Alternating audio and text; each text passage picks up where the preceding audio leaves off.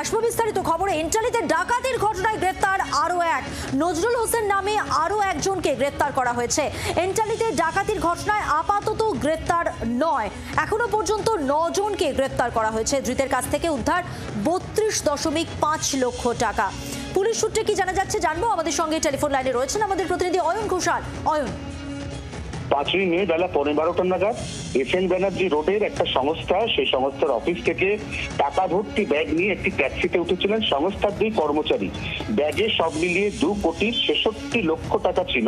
সেই টাকা তারা আরেকটি ব্যাংকে জমা দিতে যাচ্ছিলেন। এই ট্যাক্সিটা ফিলিপস মোড়ের কাছে পৌঁছতে অজ্ঞাত পরিচয় 2 ব্যক্তি ট্যাক্সিতে ওঠে এবং তারা ট্যাক্সিটাকে সোজা নিয়ে চলে যায় সামারডাঙ্গা এলাকার নির্জন গলিতে এবং সমস্ত টাকা লুট করে তারা পালায়। এই ঘটনায় পুলিশ তদন্ত নেমে একে একে প্রথমে 6 জনকে গ্রেপ্তার করে।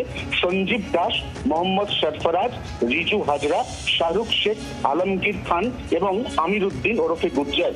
এবং তারপরেই জানা যায় যে কলকাতা পুলিশের এসটিএফ এর একজন কনস্টেবল মিন্টু সরকার, তিনি নিজে এই ঘটনার সঙ্গে যুক্ত, তাকেও পুলিশ গ্রেপ্তার করে।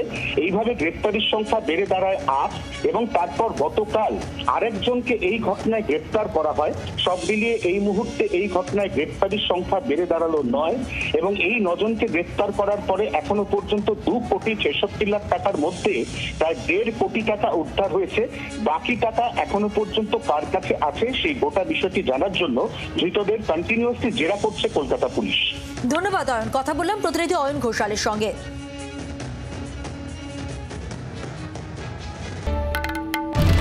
বাংলার আওয়াজ, বাঙালির আবেগ, জি 24 ঘন্টা।